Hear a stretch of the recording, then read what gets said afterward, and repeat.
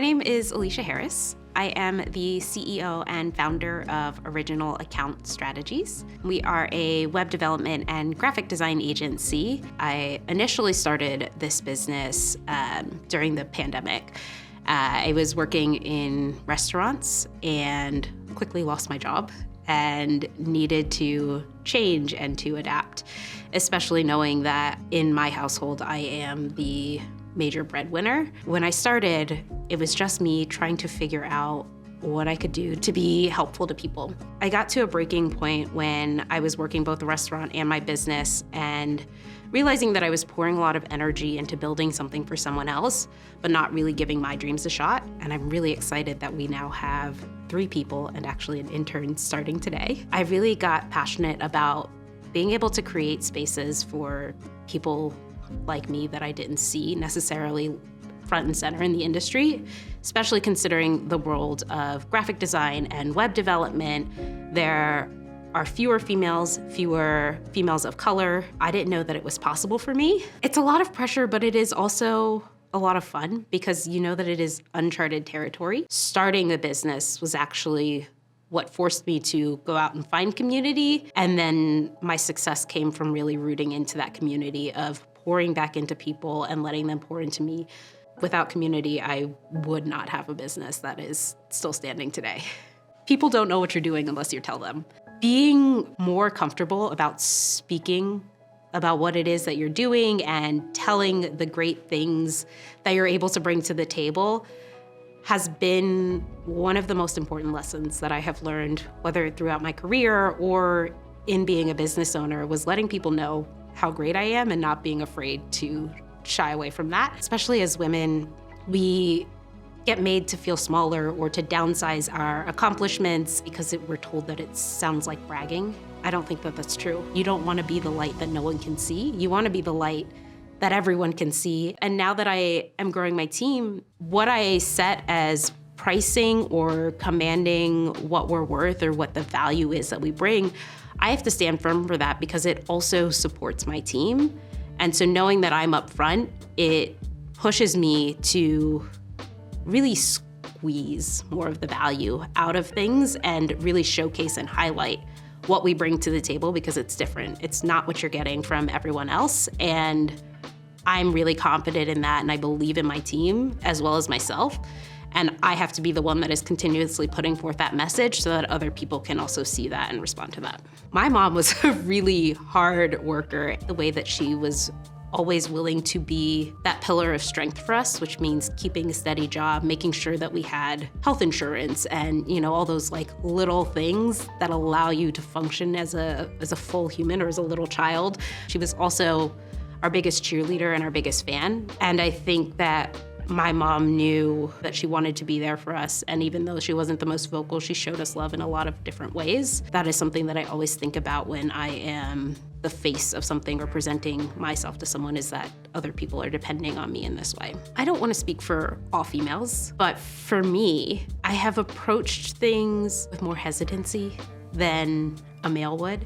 There's a certain amount of risk and adventure that I absolutely adore that is just like inherent to my soul. But when it comes to thinking bigger or dreaming bigger, I think a lot of times I get in my head, this could only ever be a certain size, this could only ever do a certain thing. I've learned to take some influence, both from daring women in my life, but also some of the men who allow themselves to think without boundaries and to think that this could be something bigger than what it is. I am also frequently one of the younger people in some of the different conferences or events that I attend. And for me, that was also another really hard hurdle to overcome, was this idea that I'm not qualified or I don't have as much experience and that I don't know what I'm doing because I'm so young and have had this success. I can't change my age. And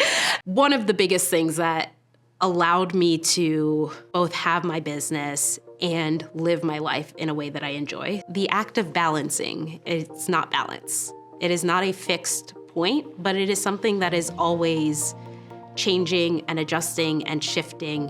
When we think of like a flower in the breeze, it's shifting, it's moving, it's adjusting. Life is not fixed. It's always moving and it's always changing. And I think that that's what work-life balancing is. It's making room for things and knowing that there's different seasons where I might be working a lot more, but also seasons where I might be playing a lot more.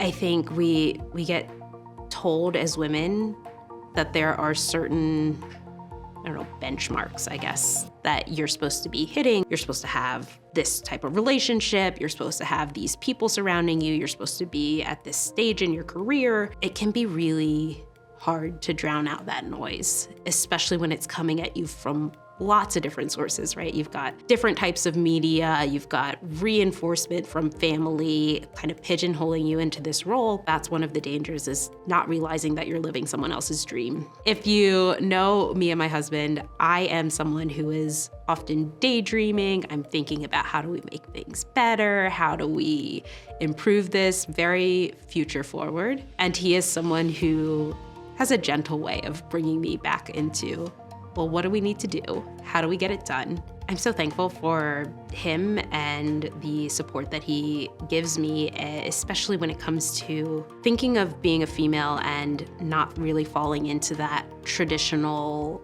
household role. His support is really fantastic, and I find that both he and others that I surround myself have different patterns of thinking, which is so helpful. My career trajectory has never been in a straight line.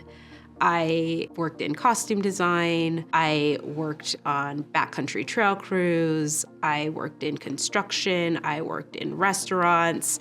I'm willing to try new things, I'm willing to test them out, and I'm willing to really give it my best effort to see if it might fit. But there comes a point when I know that it's not a fit. I have stayed at different places for far too long, or stayed in situations that I know were not right for me because I was scared to let go, scared to make that shift. So I think hindsight, I would give myself the advice to trust myself a little bit more and to listen to my intuition and to listen to my gut and know that if I've given my best effort and I've made my best attempt at making something work and I know that it's not right, to give myself permission to let go and to do something different. One of the things that I think is not talked about is sacrifice, or the ability to give one thing up if it's not for you. So like for me, I don't want to have children and I'm okay with that. I can give back to my community in other ways. I think this idea of having it all and of not acknowledging some of the hardship that comes along with it can be really damaging. It can be damaging externally because something always ends up falling, or it can be damaging internally because you're not realizing your true passion. I think that women haven't been given that permission, so we kind of have to take it for ourselves, right? We have to just say what it is that we want and also be unapologetic about what it is that we don't want.